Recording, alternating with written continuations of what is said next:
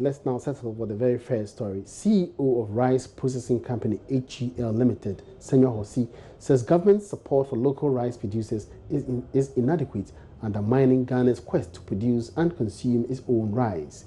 His concern comes on the back of a lack of support from the state to cultivate 2,500 hectares of land, despite President Akufo-Addo's assurance to the HGL company. Currently, checks from some local markets and rice millers indicates a limited quantity of made in Ghana rice on the market.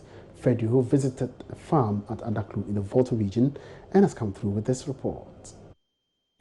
The field is plain, partly green and brown. On the brown fields, you'd see some rice cultivated from the previous season. Over 2,000 hectares of land lie fallow after the first phase of rice production. The HGL rice milling factory, located on the whole Adaklu stretch, is currently redundant, expecting major support from the state.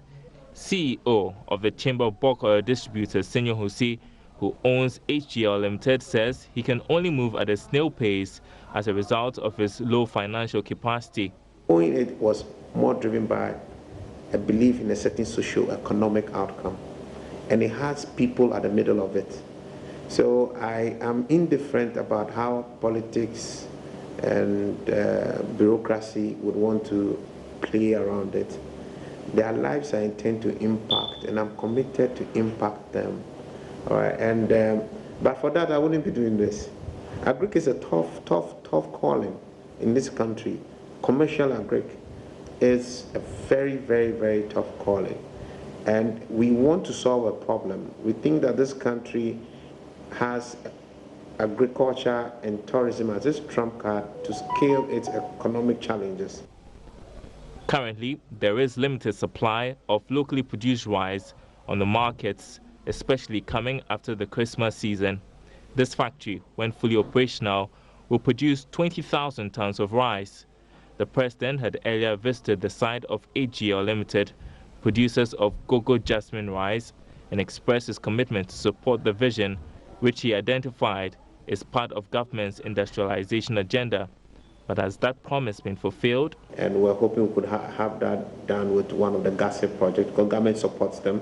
So if we could support them under our umbrella, so we will be the off-takers of their output, provide the technical support whilst they probably give the inputs. That would help us minimize a bit of the working capital we need to get a project running, which runs into, for phase one, we would need about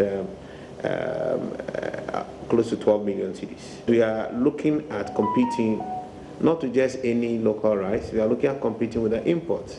So our first run, which was done last year, effectively and easily outperforms the imported jasmine rice from Thailand.